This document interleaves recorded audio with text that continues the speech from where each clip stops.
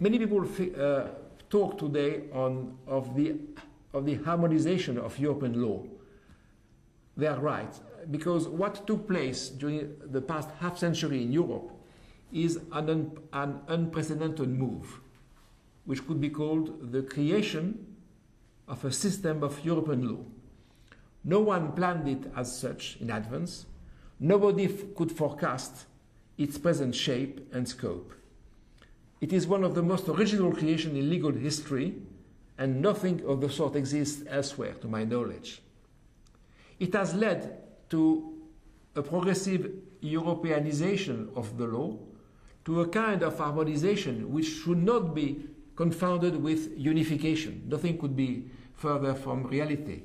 It is stronger in certain areas than in others, depending on the nature of the field and on the politics, of course. The political dimension is always present. This should not come as a surprise. We are in Europe, in an old continent, where the creation of this system of European law has begun 50 years ago, while the main states, have been existing for centuries. A few comments on the two pillars of this system, that is the human rights system in Strasbourg, the European Human Rights Convention, and the EC law. The European Human Rights Convention, adopted in 1950, is a remarkable instrument.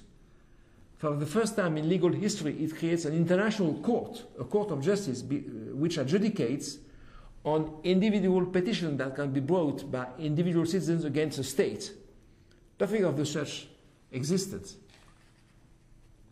And on the rights and freedoms guaranteed by the Convention and its protocols, the Court has elaborated a considerable body of law, of case law, of quasi-constitutional nature, which has influenced domestic law, concretely leading to changes in legislation, practice, case law, etc. The areas are many.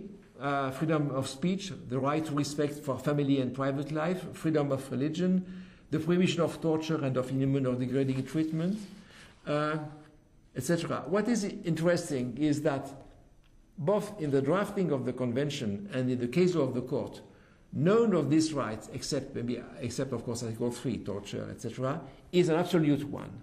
That is, they must be balanced either against other rights, but also against the general interest or the welfare of the country.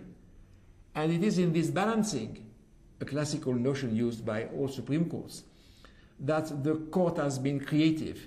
It has said, to sum up briefly, that any of these rights might be restricted, curtailed, if three conditions were met. First, the restriction should be based on one of the grounds named in the Convention. Two, the principle of proportionality should be respected. And three, this restriction should be prescribed by law in addition to the quality of the law.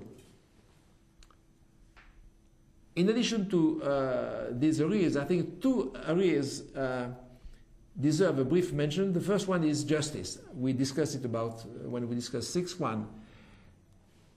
Basing its case law on the few lines of Article 6.1, a fair and public hearing before an independent and impartial tribunal, the court has created one of the most elaborate case law on the functioning of the justice system, access to justice, legal aid, right to counsel, fair hearing, the way the judge should behave, implementation of decisions, etc. Taking a judicial system as a whole, irrespective of the classical boundaries between civil procedure, criminal procedure, etc., etc.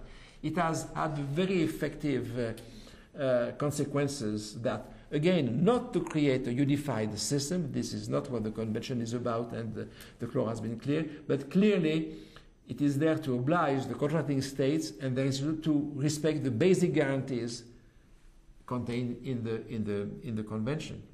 Another illustration might be aliens law. When the Convention was written 50 years ago, no one thought of aliens, if not to restrict their rights. This was before the era of mass immigration, and no one cared very much about them. Now, in many countries, litigation relating to aliens, refusal of visa, expulsion, refusal of residence permit, etc., in that litigation, applicants will use a few articles of the convention. Article 3. If you expel me towards my country, there is a risk for me to be tortured or ill-treated there. Or 8, family life. I've been living in the UK or in France, enjoying for years. I have a wife and children there. If you send me to a country where I never set foot, this would be tantamount to destroying my family life. And the case law of the court has elaborated on these articles, and this has led to a welcome restriction of the discretion of the administration in these fields. The second creation is EU law. EC, now EU law. This system does not resemble any other system. This is not a confederation of states. This is not a federation of states. It is not a classic international organization like the UN. It is sui generis. This could be illustrated by a few comments on the institutions. Each of them has a legitimacy of its own. The Commission, that of integration. The Council, that of the national legitimacy. Parliament, democratic legitimacy, and the court, the ECJ, judicial legitimacy. The second remark is that the ECJ's role has been fundamental. It has created EU law by its